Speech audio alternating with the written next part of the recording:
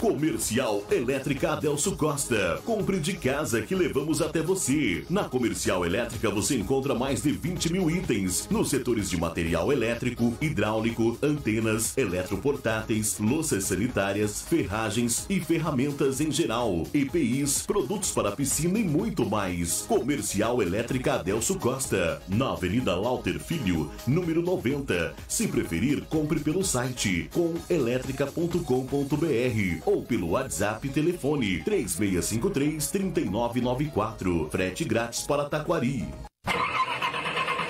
Barbieri Autopeças, tudo para o seu carro. Possuímos as melhores marcas de peças e acessórios. Na Barbieri Autopeças, você encontra mais de 25 mil itens, linha de suspensão completa, peças para motor, óleos lubrificantes, surdinas e latarias, além da linha mais completa em tintas automotivas e materiais para polimento. Super promoção de baterias Moura, em 10 vezes do preço à vista. Estamos na esquina da rodovia Aleixo Rocha, com a Pontes Filho, número 10, Taquari, Rio Grande do Sul. Atendemos no telefone 3653-1422 ou no WhatsApp 98053-1422.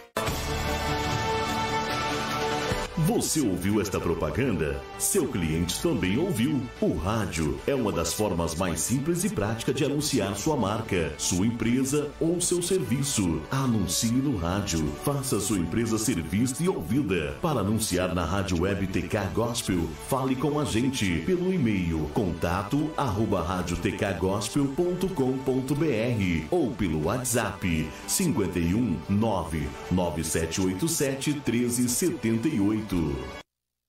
Acompanhe nossa programação baixando o aplicativo Rádio Web TK Gospel na Play Store.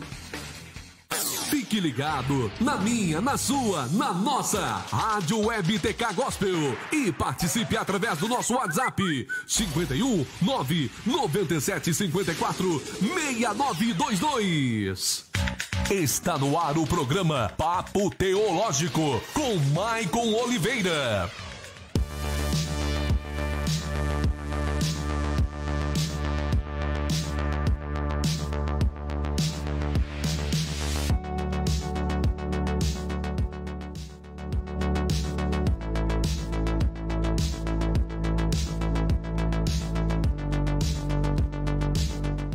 É isso aí, muito boa noite, você que está ligadinho na Rádio Web TK Gospel. Está no ar em mais um programa Papo Teológico e você está aqui comigo, Maicon de Oliveiras, né? Quem estava acompanhando os demais programas viu só quietinho aqui na mesa, aqui. Agora é minha vez de falar, de usar o microfone. E hoje iniciamos um mês muito especial, o mês da Reforma Protestante, pelo menos para mim é um mês muito bacana, eu gosto muito da história da Reforma. E hoje estamos aqui com dois convidados, né? Aquele que você já conhece, Patrick, que está sempre comigo, e o Guilherme, que às vezes vem, às vezes não vem. E hoje ele está dando a honra de estar aqui. Então, Guilherme, dê sua saudação a todo mundo aí. Boa noite, Maicon. Boa noite aos ouvintes. Então, a gente está aqui para começar mesmo a falar sobre a Reforma Protestante, o mês da Reforma. Boa noite aí ao Patrick, que está aqui. Não dei boa noite. Então, fui deselegante. Que deselegante, né, Patrick? Então, boa noite ao Maicon, ao Patrick, a nossos ouvintes que estão nos assistindo e nos ouvindo. E como o Maicon falou, é um mês que é bem interessante sobre a Reforma. É um conteúdo também que me chama bastante atenção, porque ele se mistura um pouco com a história do jornalismo, também a história da imprensa. A gente vai tratar sobre isso mais pra frente, provavelmente, né, Maicon? Exatamente. Então, a gente tá aí e eu quero tentar também participar desses 4 programas desse mês, ou 4 ou 5 programas, porque é um assunto que é bem legal também e é para trazer conhecimento para quem tá nos ouvindo. Se você tá no Facebook, nos ajude compartilhando essa live, mande para seus amigos. E se você tá no aplicativo, minimiza o aplicativo, é bem rapidinho, vai lá no Facebook e só compartilha, vai lá, bota em 2, 3 grupos aqui. Eu saio largando em 18.900 grupos, até tomei um bloqueio do Facebook agora. Mas é isso aí, a gente vai compartilhando porque mais pessoas precisam ser alcançadas com a palavra de Deus e um Papo Teológico tem feito isso muito bem, né, Maicon? Exatamente. E Patrick, dê sua saudação a toda a galera aí. Muito boa noite aí ao Maicon, ao Guilherme, boa noite a todos os ouvintes aí da Rádio Web TK Gospel, mais um Papo Teológico nessa segunda-feira, e como o Maicon falou, hoje a gente vai estar dando uma introdução, né, um pouco à Reforma Protestante, ali um período antes da Reforma, um panorama do começo ali da igreja primitiva, E para mim também, né, Michael, é um mês muito importante, o mês de outubro, não porque é da reforma, mas sim porque é o mês do meu aniversário, olha né? só, é festas na rádio esse mês, não tem? Vai ter bolo esse mês? Vai ter bolo. Pois é, né? Então nós vamos estar dando um panorama aí sobre a igreja aí nos primeiros séculos e vamos estar dando uma introdução ao período pré-reforma protestante. É isso aí, você pode estar se perguntando, o que eu tenho a ver com isso? O que me interessa a reforma protestante? Só a história? E aí que você se engana, né? A história da reforma protestante, ela, além de ter um marco muito importante no cristianismo, né, para nós que somos cristãos, né, evangélicos principalmente, né, é um momento de reflexão e talvez entender o que levou à reforma protestante e quais foram os seus legados, que até hoje ela permanece, né? Durante os demais programas a gente vai estar falando sobre os pilares da reforma, aquilo que foi importante, e a gente vai ter que refletir, será que nós hoje conhecemos isso aí? Porque a reforma protestante, na verdade, ela não foi algo novo, uma invenção que surgiu na época. Ela nada mais do que fez do que voltar às origens, né? Resgatar novamente aquilo que os apóstolos, aquilo que Cristo, aquilo que as Sagradas Escrituras ensinavam, que estava perdido. A gente vai ver hoje por que se perdeu e como estavam perdidas essas doutrinas. Então, muitas vezes a questão é, e nós hoje, será que carregamos ainda, nos reformamos em nós mesmos, em buscar esses prismas? E principalmente hoje a gente vai falar sobre uma pré-reforma, porque de certa forma, de modo comum, é muito conhecido Martim Lutero, reformador protestante, 31 de outubro, o cara que foi lá e colocou as 95 teses. Mas como chegou até Martim Lutero? Será que do nada surgiu isso aí? Será que ninguém nunca pensou nisso, em fazer isso antes? Será que ninguém nunca se incomodou com o que estava acontecendo no cristianismo na época? E a gente vai ver que antes de Martim Lutero vieram outras pessoas, a gente vai dar ênfase em 2 ou 3 aqui, que teve um destaque maior, que sim, tentaram se posicionar e já estavam vendo os problemas que estavam acontecendo na Idade Média, né? Então esse programa é muito interessante conhecer esses grandes heróis, talvez pouco conhecidos e talvez não tiveram sua voz ecoando pelo mundo, mas que foram importantes, que serviram de base para Martim Lutero, né? Os escritos, a sua literatura que foi escrita, isso foi muito importante, porque quando Martim Lutero deu o seu grito, ele encontrou várias outras vozes que ecoaram junto com ele. Então esse programa entender, né, esses caras aí que foram muito bacana, muito importante, né, e ver na nossa vida hoje como a gente pode aplicar isso e refletir sobre isso. E além do mais, a história, né? A história sempre é bacana. Na faculdade eu aprendi a ter que voltar à história, porque várias cadeiras aí que a gente teve que conhecer toda a história de novo para saber como surgiu nessa parte mais do âmbito do direito. Mas qualquer matéria que você passar pela história, você vai ter que passar pelo cristianismo, porque na época a igreja tinha um papel muito importante dentro do próprio Estado e da política. Então tu não vai conseguir estudar história, seja para o assunto que for, sem passar pelo cristianismo. E muitas coisas que aconteceram, né, que infelizmente nem é muito de se orgulhar, mas nós temos que falar, porque faz parte da história, precisamos lembrar e para justamente não repetir esses erros. Então, vamos lá, já voltamos aí com um pontapé inicial desse programa.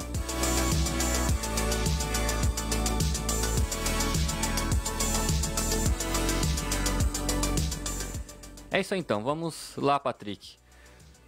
Eu acho que antes de nós chegar nos pré-reformadores, eu acho que vamos um panorama bem rápido, assim, uma linha do tempo, assim, de como a igreja cristã se desenvolveu, né?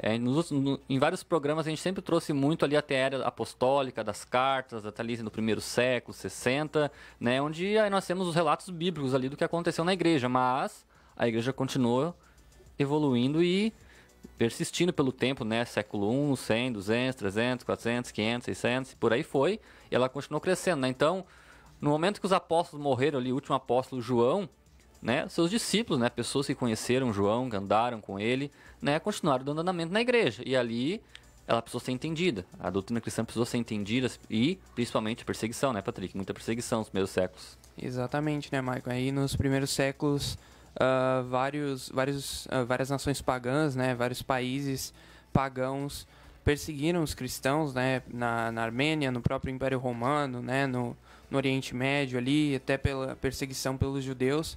Então a igreja foi muito perseguida, né, nesses primeiros séculos, até que veio a conversão, né, do imperador Constantino, do Império Romano, depois da cristianização da Armênia, né? E Constantino se converteu ao cristianismo, mas, né, na verdade, não foi ele o que tornou o cristianismo a religião oficial. Na verdade, foi o imperador Teodósio I. esse sim tornou o cristianismo a religião oficial do Império Romano, né? E após essa conversão, o cristianismo se espalhou para várias outras partes do Império onde ele ainda não havia chegado, né? Lá para onde hoje é a Inglaterra, a França, a Espanha, etc. Todos esses outros cantos do Império, né? E mesmo após a queda do Império Romano, né, a Igreja continuou sendo uma força muito poderosa na política, né? Após a conquista da Europa Ocidental pelos bárbaros, a Igreja continuou sendo forte e tendo uma grande influência sobre os governantes. Exatamente. Então, os primeiros 5 séculos, a gente pode resumir que a igreja foi perseguida, né? Depois, Constantino tem aquela visão de uma guerra lá, que ele diz ter visto, né, Cristo, um anjo lá, e aí ele se converte ao cristianismo e, posteriormente, ele se torna uma religião oficial, né, do Império. E aí começam a surgir muitos pais da igreja, né, como Policarpo de Esmerina, Ireneu de Leão, Atanásio, que tem grandes histórias, muita literatura sobre os papéis de cada um. E no primeiro século, o grande problema que a igreja se deparou principalmente foi com diversas heresias que vinham surgindo. E o principal tema, que sim, vários concílios ali, onde se reunia várias autoridades eclesiásticas para definir alguns pontos, foi justamente sobre a Trindade, né? É um assunto que sempre rendeu muito, porque a gente falou, acho, no último programa, né, que a gente falou que se o cristianismo fosse uma religião inventada, ela seria simples, de certa forma, de entender, porque quem inventou iria inventar algo palpável para a mente. Como ela não foi inventada, ela precisou ser entendida e compreendida. E um dos principais pontos que teve que ser compreendida foi a Trindade. Embora a Bíblia não fale explicitamente, ela demonstra esse papel de Deus Pai, Deus Filho e Espírito Santo, e a igreja tentou, de algum modo, definir alguma posição. E nesse ponto vinha muita gente dizendo muitas coisas que fugiam demais dos apóstolos. Então teve muitos concílios para determinar alguns pontos ali, sobre quem era Deus, quem era o Filho, quem era o Espírito Santo, a sua natureza. Esse foi o principal tema. E a perseguição da igreja sempre, né, sofrendo muito com a perseguição romana. Mas quando ela se torna oficial do próprio império, né, alguns vão dizer que, dizem que na verdade aí ela parou de atrair pessoas pelo convencimento do pecado e acabou atraindo muitas pessoas pela conveniência de ser cristão, pelo todo o aparato político, né? E aí começou de perseguidos até serem perseguidores, né? Porque muitas vezes até eles, né, alguns imperadores começaram a perseguir e a quem não aderisse à religião cristã, né? Então aí começou já a ter alguns problemas aí. Começou a extremizar aí os pontos da igreja oficial do Império, né? E os cristãos realmente passaram de perseguidos a perseguidores, né? E aqui também uma coisa aqui é importante também dizer, né, que a questão, quando a gente fala muito de história da igreja cristã, a gente está referindo muito ao Ocidente, né? Porque tem a história do Oriente, até o surgimento do muçulmano, que sempre tinha ali uma rivalidade, né? Principalmente com a queda do Império Romano, mas a gente detém mais na história depois do século X ali pro Ocidente, na verdade, onde ela se desenrolou mais. Onde aconteceu mais a ação, né? Até porque depois os muçulmanos entraram ali e de certo abafaram um pouco a história da igreja no Oriente, Pois né? né? Então, só terminando essa questão do cristianismo sendo adotado pelo Império, na verdade, de um certo modo, como eu já falei aqui no programa anterior, a conversão do Império Romano, de certa forma, estagnou a igreja e ela se corrompeu de várias maneiras, né? Ela se tornou mais um engenho político, uma ferramenta usada por líderes, né? Líderes políticos, o próprio imperador. Por exemplo, o imperador Teodósio, que adotou o cristianismo, ele mandou fechar templos pagãos, ele perseguiu os pagãos. Então, a igreja, ou no caso, né, vários cristãos, passaram de perseguidos a perseguidores e acabaram se extremizando, né? Viraram os vilões, de certa forma. O Daniel Mastral, né, ele falou uma vez, quando ele conta a história também da igreja, que ele fala que o diabo, de certa forma, ele entendeu, talvez, no decorrer da história, que a perseguição não matou a igreja. Ela, ao contrário, ela cresceu. Então, melhor do que perseguir, eficiente e maior, é contaminar a mensagem, que daria muito mais efeito. E foi, de certa forma, que começou a acontecer. Após a perseguição parar, e com o Império Romano entrando, muitos pagãos entrando, não porque entenderam a mensagem de Cristo, de salvação, reconhecimento do pecado, mas por todo o privilégio que agora o clero tinha, de receber posse e tudo mais, tinha várias regalias. Que aí virou meio que uma barganha, né? Virou uma barganha, era conveniente, entrar no clero lá, fazer, E muitos pagãos trouxeram muitas coisas e começaram a sincretizar com o cristão. E por isso hoje nós temos tantas festas aí que, se for pegar na origem, elas não são originalmente cristãs, mas foram adaptações de festas pagãs porque virou esse sincretismo naquela época. Então, a igreja começou agora a se envolver em questão de papas, política, influência, né, a decidir. E aí os concílios começaram a vir, alguns temas ficaram meio esquisitos que era definido. Celibato começou a aparecer, né, começou a ter ali os monastérios, que é o monasticismo, isso, né, que é os monges, né. Isso. E começou a surgir muita coisa. E quem lê a história começa a ver que parece que ela começa indo bem, de repente ela dá uma curva assim, começa a vir umas coisas meio esquisitas no meio da história ali, né? Pois é, dá uma distorção terrível, né? E até que no ano 800, né, no Natal do ano 800, aconteceu a coroação do imperador Carlos Magno, né? Carlos Magno ali foi rei dos francos e ele foi coroado pelo Papa Leão III como imperador romano, né? E isso aí já deu os primeiros passos para o cisma com a Igreja do Oriente, né? Onde se dividiu até que hoje a Igreja do Ocidente, né? Que é a Igreja Católica, e a do Oriente, que é a Ortodoxa, são igrejas separadas, né? Lembrando que até eu acho esse período de 700, 600, assim, na história vai sempre dizer a Igreja Católica, né? Porque católica vem de universal, que era uma igreja única, né? Após, eu não lembro qual é a data, que ela passa a ser a Igreja Católica Apostólica Romana, que eu acho que talvez foi a partir desse cisma aí que ela começou a ter essa identidade apostólica romana, que é como a gente conhece hoje. Pois é, né? Então, esse cisma aí rompeu, né? As duas igrejas romperam, esse cisma aconteceu no ano 1054, e as duas igrejas completamente romperam, né? Os dois líderes, né? Que era o Papa em Roma e o Patriarca na cidade de Constantinopla, em Istambul, eles se excomungaram uns aos outros, né? Eles se removeram da igreja, entre aspas, né? Eles se dividiram e cada um tomou seu rumo, né?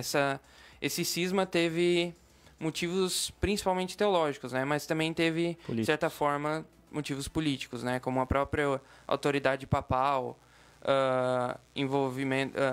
coisas envolvendo a Eucaristia, a natureza do pão, etc. Então, foi aí que nasceu esse grande cisma.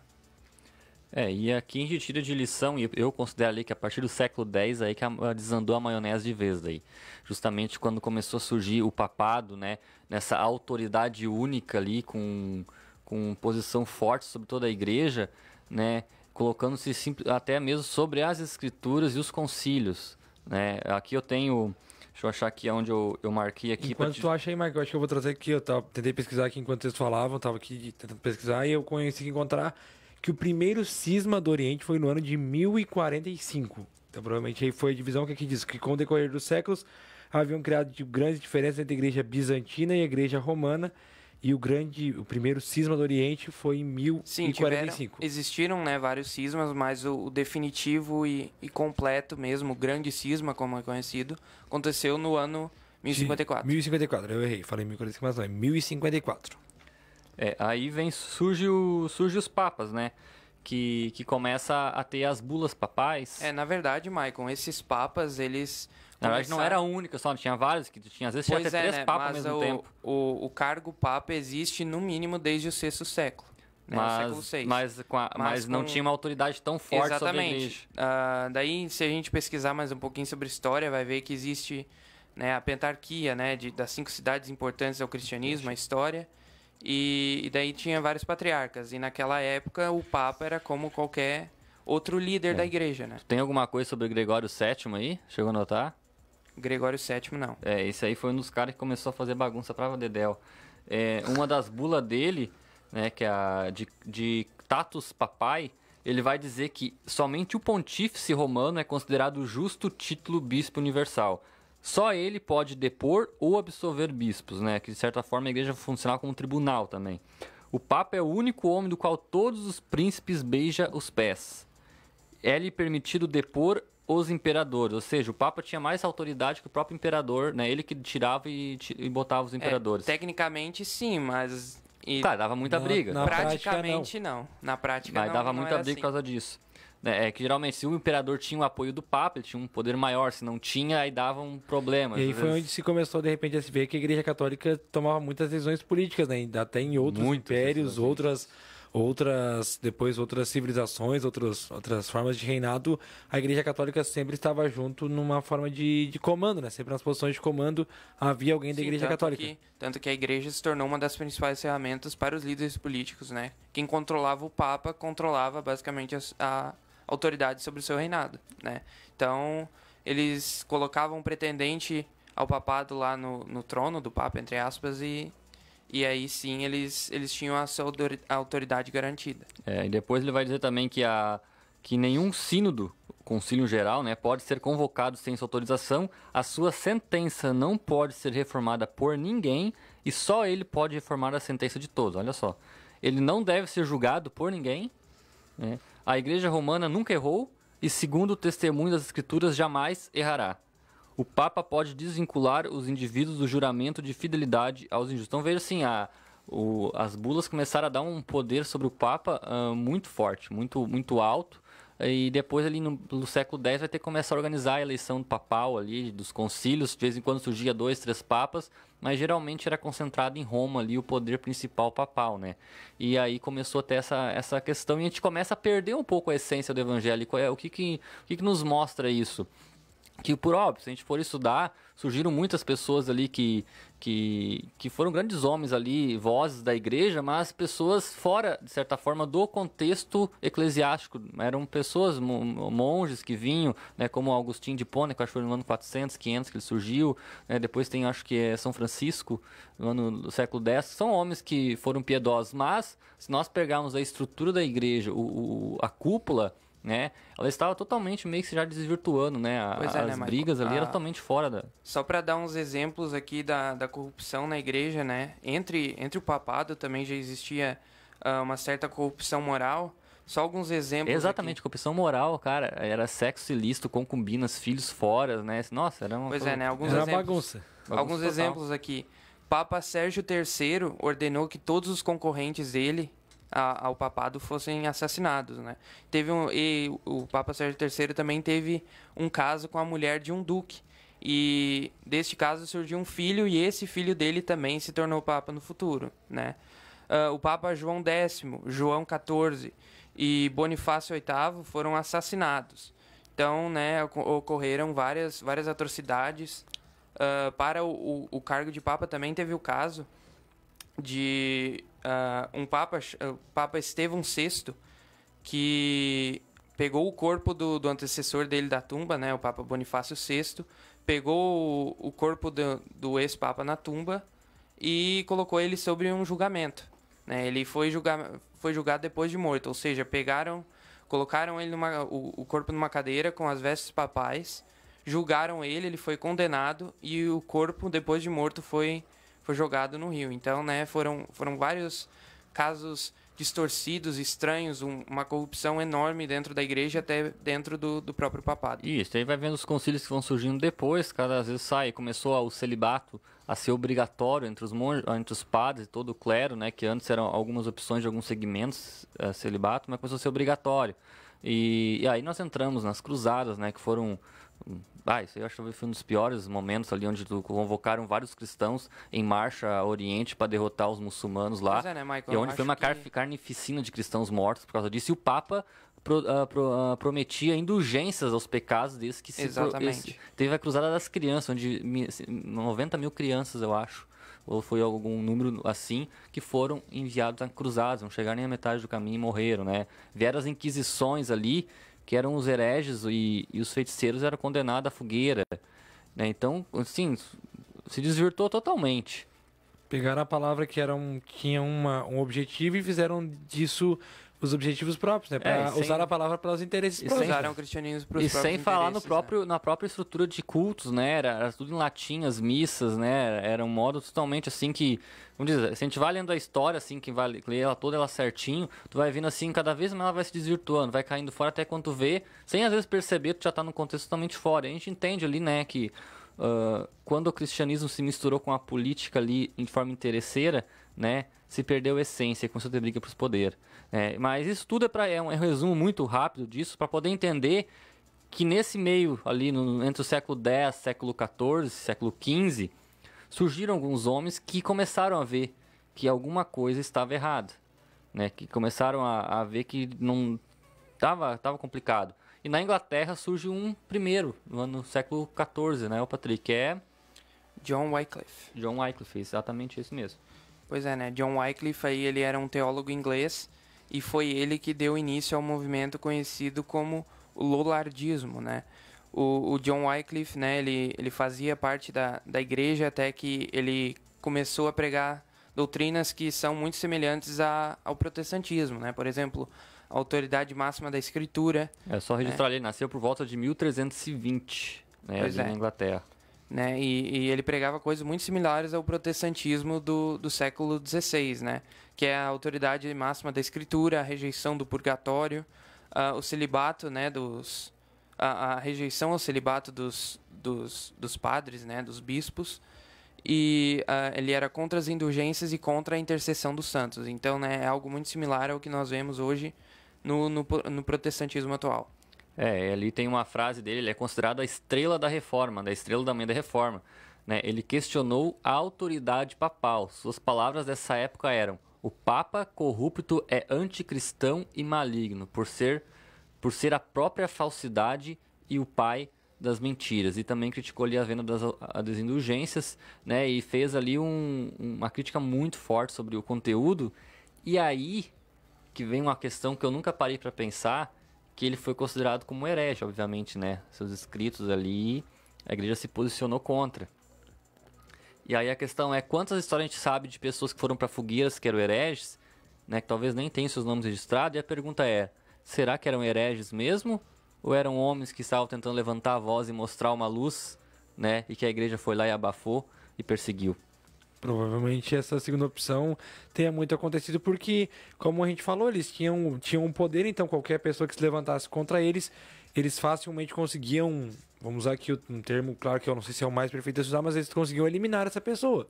Porque daí para poder manter a verdade deles como uma verdade absoluta. Porque para a igreja na época a heresia era aquilo que ia contra os concílios, né? Contra as suas bulas. Então qualquer coisa que fosse contra a doutrina papal, qualquer coisa que fosse contra os atos da igreja católica, obviamente seria tema de herege. Pois é, né? Os inimigos políticos e teológicos da igreja, né? Eles eram rotulados como hereges e então eles eram, geralmente eles eram queimados na fogueira, né? Eles eram completamente eliminados, porque a igreja, né? Ou talvez alguns papas, alguns do magistério, né? Da igreja católica, não queriam que eles levantassem a voz, porque a igreja não queria competidores, né? Eles não queriam rivais para ter fiéis, né? A igreja queria manter a sua autoridade, né?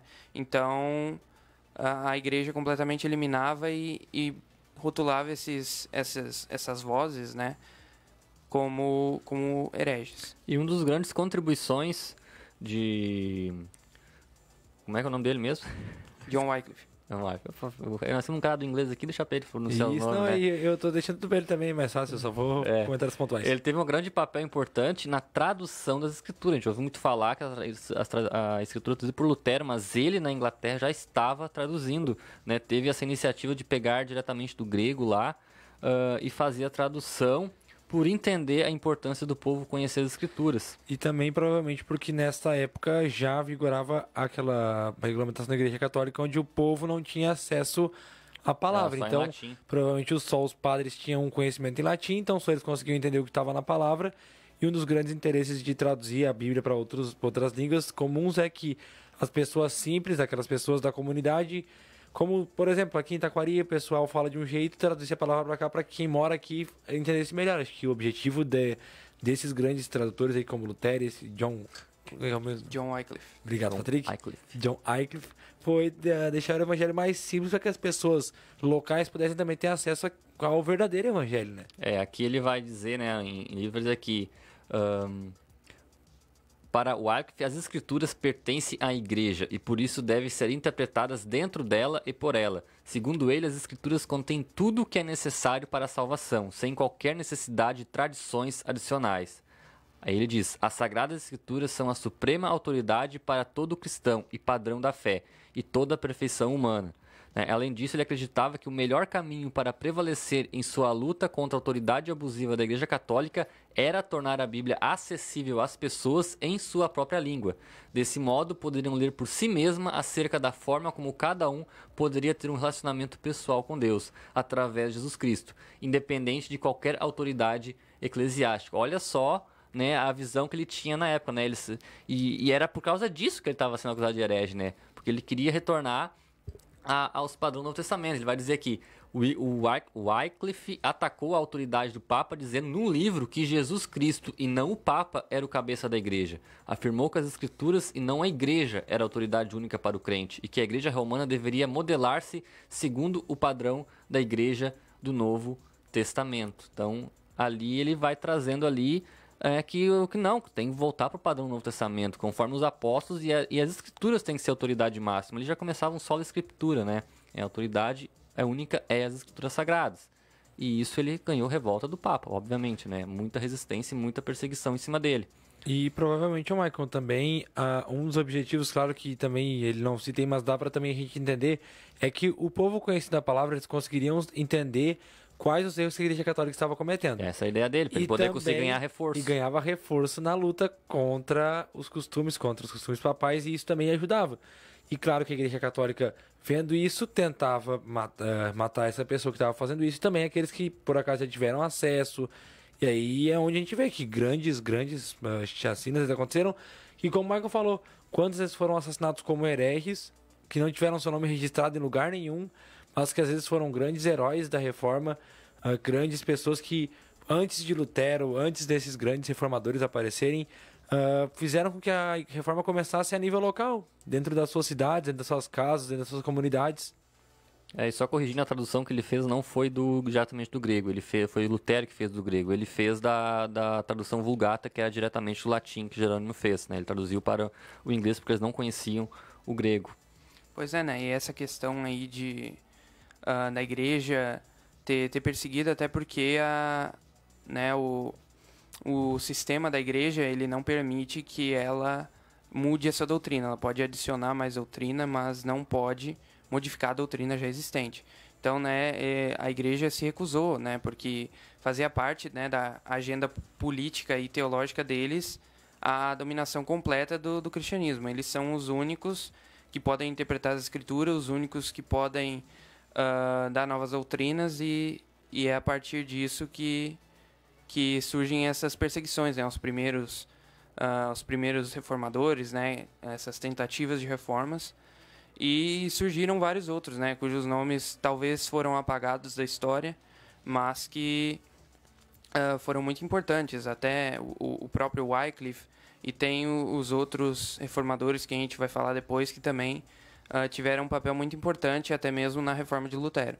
E os seus escritos, eles ficaram registrados, ainda que tinha sido muitos que foram queimados. E olha só que coisa irônica aconteceu, né? Porque daí na Inglaterra, o rei da Inglaterra na época, acho que é Henrique VII, se eu não me engano, ele se casou com uma mulher da Boêmia, atual República Tcheca.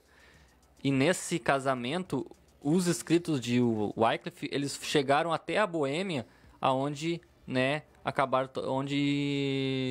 Hus, né, João Hus tomou conhecimento. E lembrando, naquela época não tinha imprensa ainda, era copiada à mão, então era muito difícil de conseguir propagar esses documentos.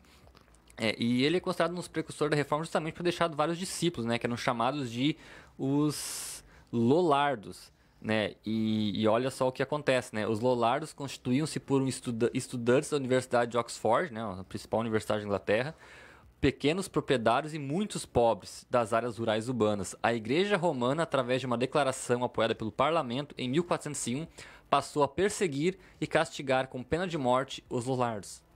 Então tu vê que todos aqueles caras que aderiram a essas ideias de Wycliffe, né, e continuaram propagando suas ideias de reforma, acabaram sendo perseguidos e mortos, talvez queimados, né, tido como simplesmente hereges, né, feiticeiros muitas vezes, né, justamente porque a igreja se recusava a ouvir isso aí. Mas vamos tomar... O que tem mais, Patrick, de Wycliffe ainda? Não, Michael, é só essa questão da Inglaterra, que eu já ouvi uma vez, sobre... supostamente, né, a Rainha Elizabeth I, ela mandou, né, alguns não sei, alguns soldados, alguns guardas, passarem na casa de várias pessoas para perguntar se eles acreditavam na transubstanciação, que é a questão de pão e vinho da Santa isso aí Ceia. também foi muito, que deu muita, né? Cada concílio era para definir isso aí, né? Isso aí era muito assunto. Se o pão e vinho se transformavam realmente no corpo e sangue de Cristo ou era só simbólico. E ela mandou esses soldados, eu acho que eram soldados, guardas, passarem na casa das pessoas e perguntarem se eles acreditavam nisso. Quem respondia não era morto, né? Então, inclusive, a rainha, eu acho que foi a rainha Elizabeth, né, que ordenou que isso acontecesse, e quem não aderia, né, essas doutrinas eram mortos, eram queimados e apagados. Ele morreu em 1384, né? Muito antes da Reforma Protestante, mas seu legado ele continuou, né? E a influência de Wycliffe continuou tão forte que seus ensinos foram formalmente condenados no Concílio de Constança, ocorrido em 1414 e 1418, 30 anos mais tarde. Ordens foram dadas para que seus escritos fossem destruídos. E olha só o que a igreja fez. Exumaram seus ossos, queimaram-nos e lançaram as cinzas no rio Suite. As autoridades pensaram que ao queimar os restos mortais poderiam apagar o legado de Wycliffe, mas tais ações não poderiam parar a fome pela palavra de Deus. Então veja só que eles se prestaram a desenterrar os ossos e queimá-los para tentar apagar todos os seus escritos ali que contaminaram muitas pessoas, principalmente na parte da Inglaterra, né? E o Papa ali o exumou ali, né? Então assim, mesmo no meio daquela crise política, cristianismo, haviam vozes sim que se levantavam, mas eles ainda conseguiam ser sufocados pelo poder papal. A gente vai para o intervalo comercialzinho agora para dar uma respiradinha, e já a gente volta para falar de mais dois reformadores, aí, principalmente o mais importante deles, João Hus. Então fique ligadinho aí, compartilhe, mande seu recado, o que você está achando, que já a gente volta.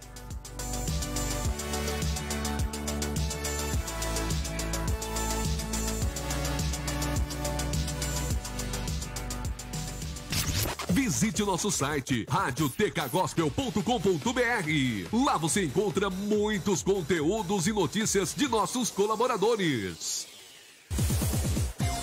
SA Informática, manutenção e formatação de computadores, notebook e impressoras, recarga de cartuchos, instalações de câmeras e alarmes, monitoramento via internet, telefone WhatsApp 51 98208 3339. Fale com o Sandro, Taquari, Rio Grande do Sul.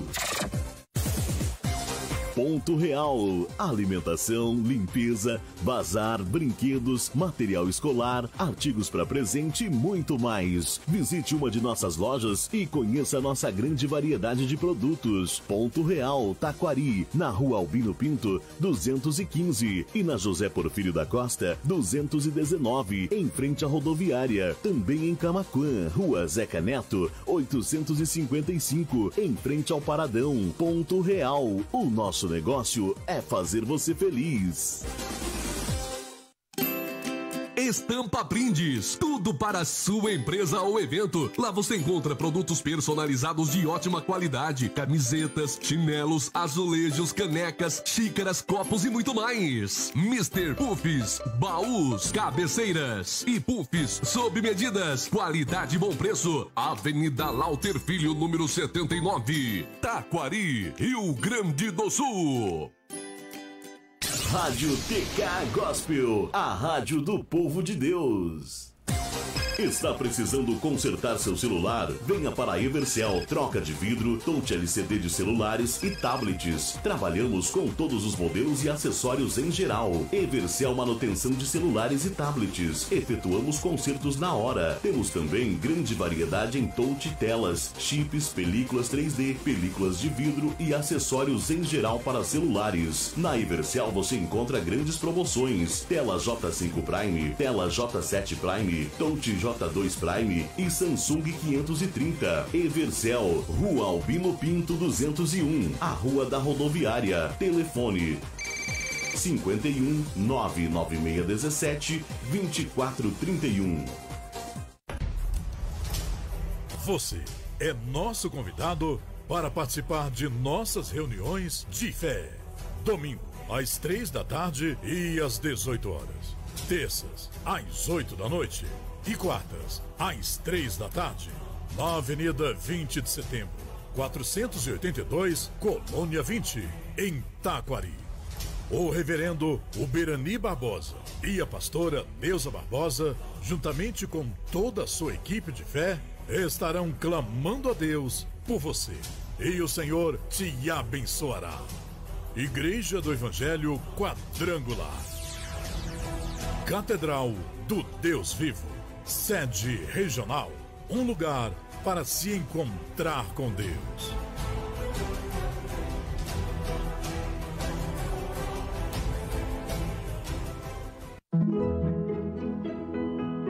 Laboratório Labor Vida, em Taquari, Rua José Antero de Siqueira, 357 Centro. E em Tabaí, Rua João Claus, junto ao Sindicato dos Trabalhadores Rurais. Laboratório de Análises Clínicas. Telefone WhatsApp 51 3653 1502. Resultados que inspiram confiança.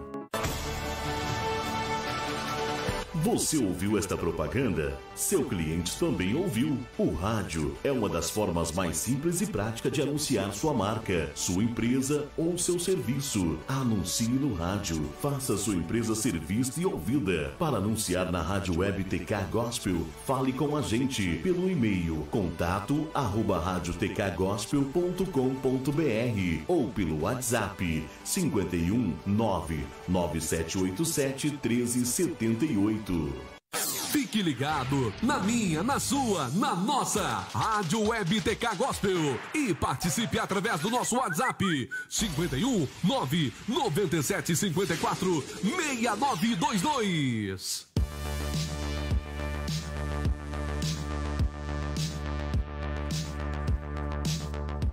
É isso aí, estamos de volta no programa Papo Teológico, né? Esse mês de outubro, mês da Reforma Protestante. Desde agora já estamos aí iniciando uma jornada sobre a história da Reforma. E hoje começamos com os pré-reformadores, né? No primeiro bloco aí demos um contexto aí geral de como estava a igreja nos inícios do século X, né? Considerada a Idade Média. Falamos sobre quem que o Patrick, o cara que a gente falou antes?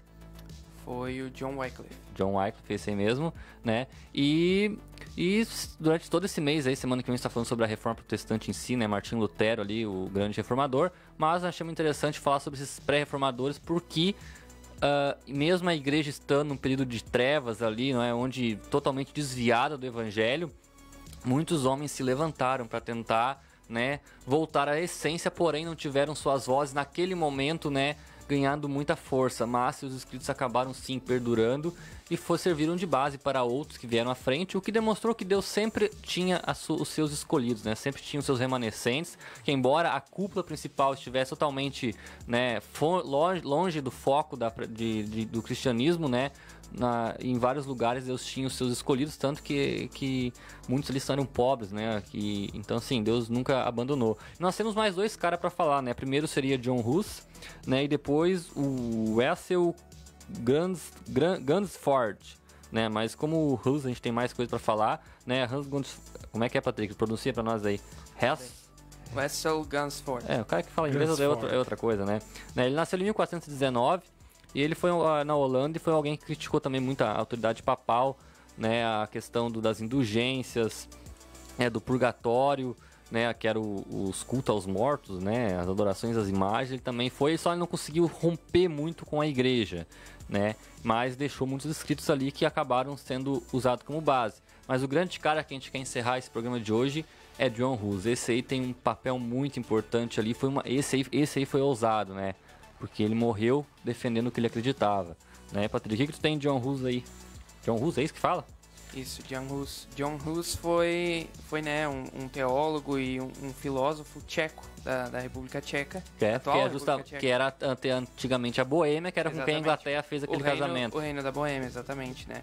Então, o movimento hussita, né, que teve base em John Hus, ele seguia algumas doutrinas que são similares ao que os outros seguiam. Como a gente já falou aqui antes, John Hus teve contato com o escrito de John Wycliffe por causa do casamento entre o rei da Inglaterra e uma mulher da Boêmia. Então, John Hus tomou conhecimento desses escritos, né? E a partir desses ensinamentos de John Hus, influenciados por por Wycliffe, surgiu o movimento russita, né, na República Tcheca.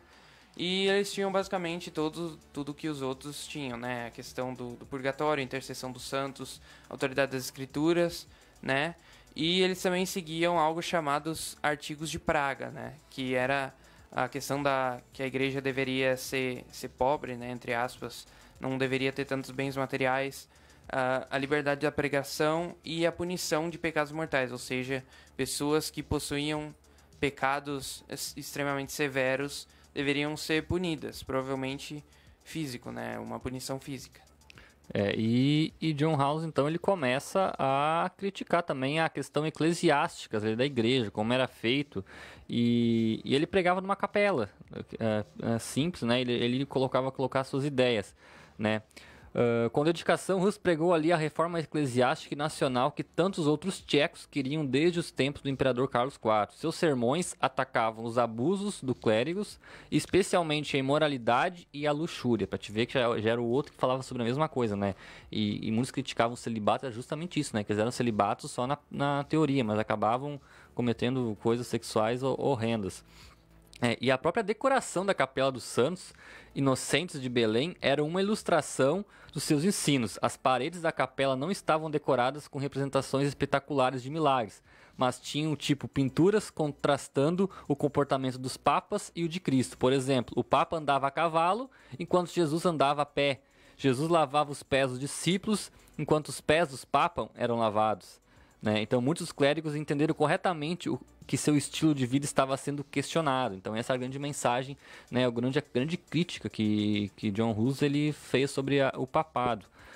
E ele encontrou muita gente que ouviu, né, que pegou na República Tcheca ali, ele conseguiu um movimento muito forte sobre isso. E teve muita influência de Wycliffe, como o Patrick falou. Tem alguma coisa, Patrick, mais pra falar dele? Não, a questão ali, né, Maicon, é que os hussitas também, né, a tensão entre os hussitas e a Igreja Católica também gerou algumas guerras, né, como as guerras hussitas, as guerras boêmicas, né, entre aspas.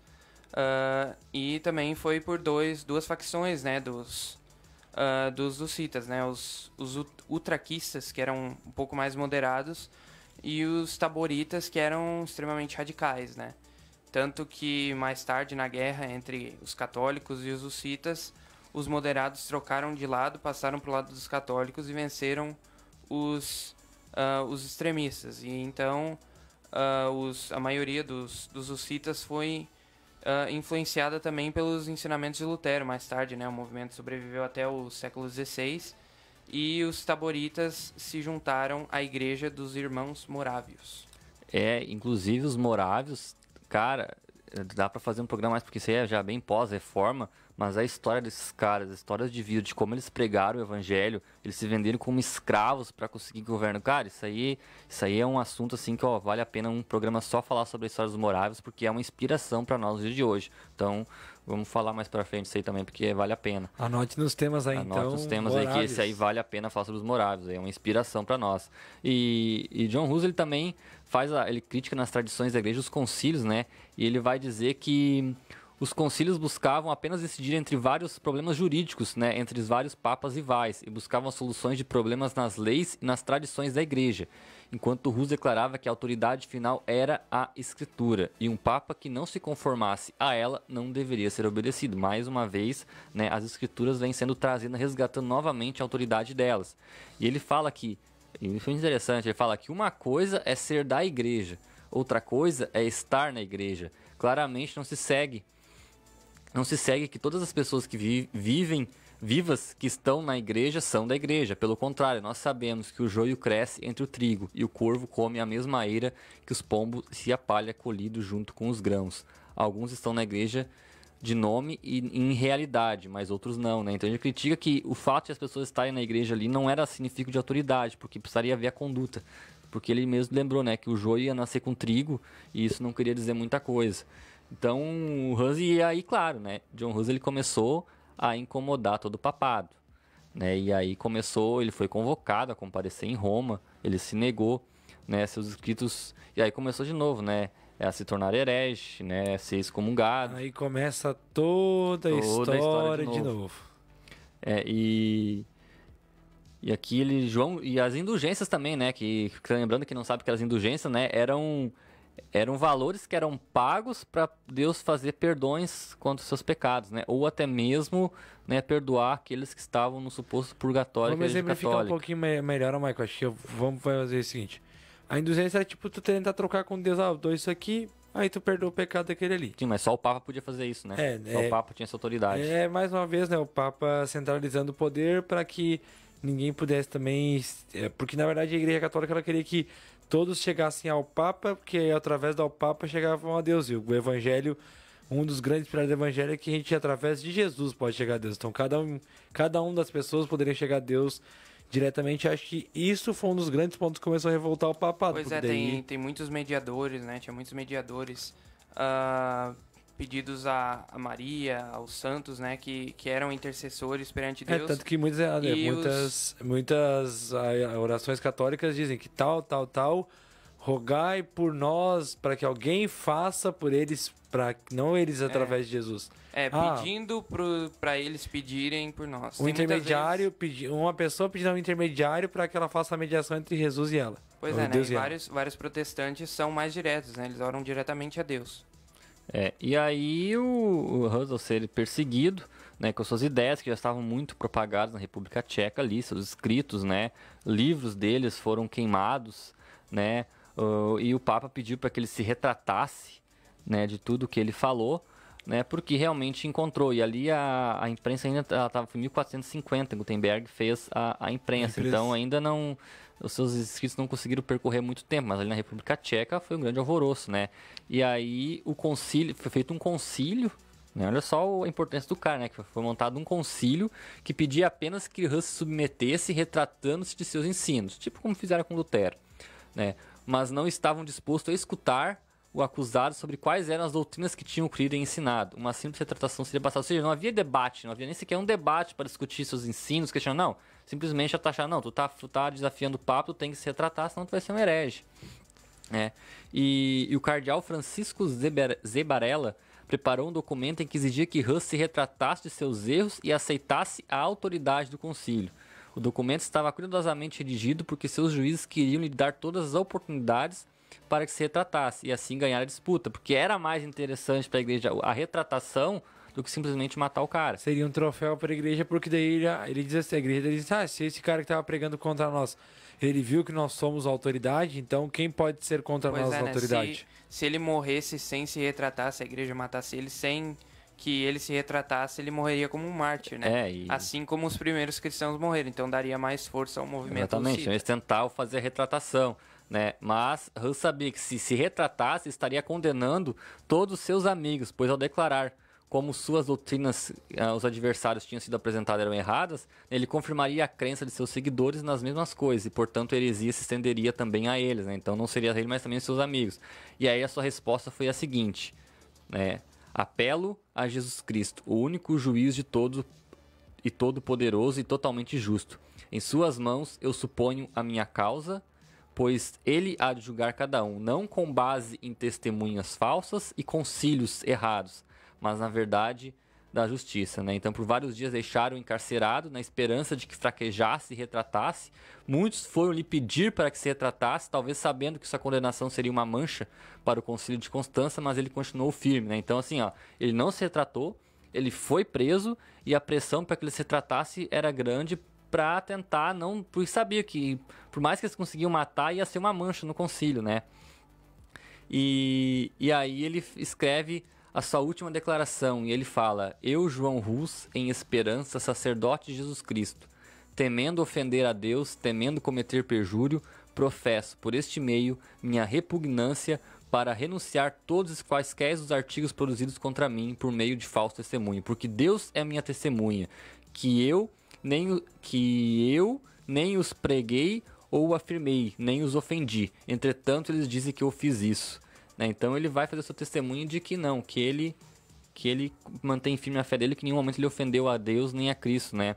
E em 6 de julho de 1415, Hus foi levado para a Catedral de Constância, ali depois de um sermão sobre a teimosia dos hereges, ele foi vestido de sacerdote, recebeu o cálice apenas para logo em seguida lhe arrebatarem ambos como um sinal, né, de excomungação de fora. E o caminho de súplico, Rus teve de passar por uma pira onde seus livros estavam sendo queimados. Ele riu e disse aos presentes para não crerem nas mentiras que circulavam a seu respeito. O marechal do império, né, na presença do eleitor Palatino, pediu-lhe mais uma vez que se retratasse, para te ver a importância da retratação que era, né? E ele mais uma vez negou com firmeza, né? Deus é minha testemunha que a evidência contra mim é falsa.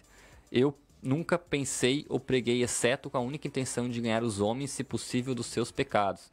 E por fim orou dizendo: Senhor Jesus, por ti sofro com paciência esta morte cruel. Rogo-te que tenhas misericórdia dos meus inimigos. O fogo foi aceso e enquanto as chamas envolvia, Rus começou a cantar: Cristo, tu, filhos do Deus vivo, tem misericórdia de mim, né? E os carrascos recolheram as cinzas, lançaram no rio Reno para que seus restos não restasse nada dele. Mas seus discípulos recolheram a terra em que ele foi queimado e levaram para a Boêmia, local onde Rus morreu. Está marcado anualmente por uma pedra memorial e até hoje é homenageado com um feriado público anual na República Tcheca, né? Para te ver a importância desse cara na história. Então, olha só o que ele passou, né, para poder... o que ele falou foi tanto quanto Martinho Lutero, mas só que naquela época ele não conseguiu as suas ideias contaminar o maior número de pessoas, né? Ficava muito restrito, a Igreja Católica tinha muita força para resistir a eles. Pois é, né, Michael? Também, né, tem uma frase, uma profecia que é atribuída a Jan Hus. Eu ia pegar ela agora, né? Acho. Pois é, alguns anos antes dele morrer, né? Alguns tempos antes. Dizem que foi no próprio momento que ele estava queimando, diz que ele disse dizer isso. Pois é, né? Tem alguns que dizem que ele falou isso quando ele estava sendo queimado, outros disseram que foi durante a prisão dele na Boêmia. Alguns outros dizem também que ele nunca falou isso, mas essa frase continua. Em 2 livros de histórias que eu li ali, não tinha isso, apenas um livro do Hernandes Dias Lopes. Algum motivo, Michael, eu pensei sobre essa frase a semana toda, mas eu não sabia de quem era, nem sabia ainda qual seria o tema do programa de hoje, né? E a frase é a seguinte: vocês irão queimar um ganso, mas em digamos assim, É que eu tô lendo em inglês, eu não achei em português a frase. Tá lendo em inglês. Eu não achei em português não, a gente, frase. agora não achei, até vou deixar ele agora. Não é pra me achar, eu realmente não achei em português a frase. A gente sabe. Mas eu tenho aqui a frase aqui, ó. Isso. Hoje vocês estão matando um ganso, né, no caso Rus, mas em breve Deus levantará uma águia, né, que talvez muitos suponham que seria um Lutero, e a ele vocês não poderão matar. Pois é, na tradução aqui que eu tenho é cisne. Cisne. Cisne, uma águia, mas... talvez seja cisne, né? Como ele comparou o pato e um cisne, né? A diferença. Um ganso e um cisne, então pode ser isso. Mas, né, a frase continua e a interpretação dela também é muito interessante, porque realmente, alguns anos depois, né, mais ou menos praticamente 100 anos depois, não sei. Mais ou menos um século mesmo, como estava escrito, apareceu Martinho Lutero com a reforma protestante oficial daí, né? E aí a igreja tentou, mas aí ela não conseguiu. Aí as ideias de Lutero se propagaram, mas isso daí é o assunto para a semana que vem, né? Então, se você quer conhecer um pouco mais da história de Martinho Lutero, né? Então, semana que vem a gente vai estar falando sobre Lutero. Hoje a gente falou então aí e mostramos para você que não sabia que antes mesmo de Lutero já haviam, né? E mesmo que a igreja estava mergulhada numa heresia, né? Num ceticismo ali, num paganismo, sempre houveram vozes que se levantaram, né? Com a mensagem das escrituras, da cruz, e todas essas mensagens aí foram se juntando, né? E de algum modo Lutero teve acesso, e quando essas pessoas ouviram, porque a reforma a gente conhece Lutero, mas ela não foi Lutero em si, porque houve várias reformas em vários pontos que começaram a lembrar, agora é a chance de nós conseguir, né? Ou seja, começaram a levantar voz na Inglaterra em vários pontos, onde cada um começou a fazer as suas reformas. Mas, claro, Lutero foi o cara que deu o primeiro a cara a tapa, né? E conseguiu, né, romper com aquela domínio papal que tinha, né, e autoridade junto ao Estado. Mas isso aí é assunto para a semana que vem. Para hoje, queria que você então meditasse nesses grandes homens, né, que levantaram. E aí a grande questão que é para sua vida, o que isso tem a ver com nós, todos eles começaram a perceber e viram a sua régua eram as Escrituras. Eles não abriram mão que a autoridade final era a palavra de Deus. E a pergunta é, dentro daquilo que você crê, quem é que tem sido o seu guia? Tem lido as Escrituras, tem lido a palavra de Deus, né? Pessoas morreram, na época para que as pessoas pudessem ter acesso por elas mesmas às escrituras e elas mesmas pudessem ter um relacionamento com Deus. E pessoas levantaram isso, né, esse princípio, e todos eles defenderam que para uma fé cristã genuína o conhecimento das escrituras era essencial. E na nossa vida hoje, como nós temos dedicado tempo para conhecer essa palavra que hoje está aí traduzida, e não só traduzida, mas em várias versões ali com linguagens que a gente consiga entender a mensagem, então você tem acesso à palavra de Deus. Não faça esses grandes homens terem morrido em vão na época, que foi por causa disso, por esse desconhecimento das escrituras, que a igreja se tornou o que se tornou. Começou a se desviar, e ninguém tinha nem como contestar, e quem contestava ainda era submetido a uma tortura e uma morte. Então, as escrituras é a chave. Semana que vem a gente vai ver a importância ainda maior que ela tem na vida de Lutero, para dar o seu precursor realmente da Reforma Protestante em 1517.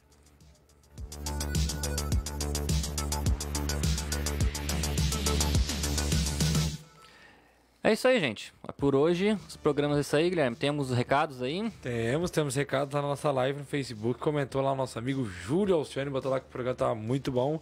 E também o Evandro, se for mandar um abraço aí pra gente, abraço também pro Evandro aí. O Evandro que hoje começou no seu novo emprego. Hoje. Rapaz, tá chique, hein? Deus abençoe, Evandro. O Júlio, deixa eu ver se tem mais alguma coisa que eu vou atualizar aqui. Aqui é isso, Maicon. É isso aí. Patrick, alguma consideração final aí? Senão já podemos se despedir da galera aí para esse primeiro programa da Reforma Protestante. Maicon, acho que da minha parte eu não tenho nada para dizer, né? Porque realmente é só isso, né? Essa lição aí dos pré-reformadores, né? Que resolveram levantar a voz e no caso, digamos assim, se rebelar, não sei se esse é o melhor termo para usar rebelar aqui. Não, mas a gente começou a questionar. Exatamente, questionar. É uma melhor maneira de se Porque nenhum deles tinha o interesse de criar uma revolta. Eles queriam que o assunto fosse a debate. A gente vai ver que, inclusive, Martin Lutero queria isso. Mas a Igreja Católica se recusava a sequer debater sobre o assunto, Simplesmente queriam que você tratasse. Tem essa questão aí de que eles não podem, na verdade, eles não querem modificar a doutrina porque, tem essa questão toda de infalibilidade papal e do magistério da igreja, então eles se recusaram a modificar a doutrina deles porque se viam como autoridade máxima, Então, a questão é que esses reformadores deixam uma lição pra gente, independente de se é evangélico ou de qualquer outra denominação, porque foi um levantamento contra a corrupção que havia na igreja, e a estagnação que havia na igreja, porque, a gente já viu desde o século X, ali mais ou menos, até talvez antes, que havia corrupção moral dentro da igreja, dentro da liderança, da própria liderança, dos líderes políticos que faziam parte da igreja também. Havia essa corrupção, essa empurro de agendas, essa força de agendas políticas. Então, a reforma serviu para justamente isso, para a gente voltar às nossas raízes, voltar às raízes do cristianismo, que são as escrituras, as escrituras que são a nossa autoridade, e é delas que nós pegamos toda a nossa doutrina, toda a nossa crença, e é através delas que a gente sabe o que a gente acredita ou o que a gente deixa de acreditar, É isso aí, escrituras sagradas, é a grande essência. E Guilherme, considerações, um tchau. Eu vou já então fazer as considerações finais, e como a gente citou, esse foi só o primeiro programa, então tem muito mais por vir. Semana que vem a gente já vai entrar na parte mais de Lutero, Michael? Mas na semana que vem entramos essencialmente na reforma de Lutero. Então aí, semana que vem o tema vai estar legal. E lembrando que na quinta-feira vai ter a reprise desse programa. Então você que está ouvindo na quinta-feira também, segunda-feira tem o Papo Teológico, e na quinta-feira uma reprise também, porque esse assunto é muito interessante e é legal a gente trazer de novo aqui na rádio. Lembrando que amanhã às 6 da manhã tem o nosso Roda de Galpão comigo. A semana é toda comigo, Roda de Galpão. Então amanhã às 6 da manhã eu tô aí com vocês. E muito obrigado pela audiência e pela companhia. E uma boa noite. É isso aí, Patrick. Então deu teu tchau aí, dá teu tchau pra galera aí. Pois é, então deixa aqui meu boa noite aí pra todos que estão nos ouvindo, O clássico boa noite, um abraço pro meu pai, pra minha mãe, pro cachorro, pro gato, E pra você, Xuxa. E pra você, Xuxa. Então deixa um abraço aí pra todos os ouvintes da rádio. Então fique ligadinho na Rádio Web TK Gospel amanhã e na próxima segunda-feira, né, que haverá mais um Papo Teológico e, como eles falaram aqui já, vamos estar dando continuação com a Reforma Protestante. Então, meu boa noite aí para todos vocês. É isso aí, gente. Muito obrigado. Você ficou ligadinho conosco até esse horário. Fique ligadinho na programação da Rádio Web TK Gospel. E só para deixar o registro aqui para você que quiser conhecer mais sobre a história da igreja, né, de onde a gente pegou aqui, nós temos aqui o livro Panorama da História de Hernandes Dias Lopes, né? O outro livro é Curso de História da Igreja de Carlos Jeremias Klein, e também o livro História, a Igreja Cristã na História de Franklin Pereira. E, por último, o livro... Deixa eu pegar aqui, que agora eu perdi aqui, para variar.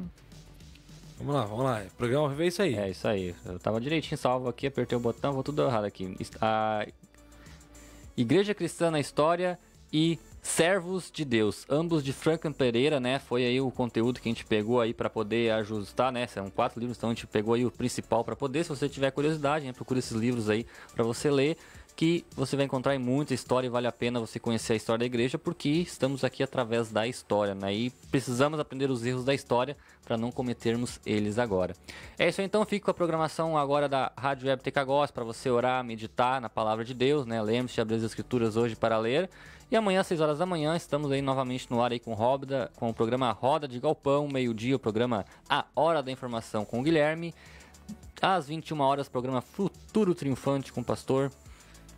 qual é o nome do pastor que frio agora? Milton Santos. E às 22 horas, programa de louvor e adoração com Júlio Alcione. Então fique ligadinho na Rádio TK Gospel e que Deus abençoe vocês.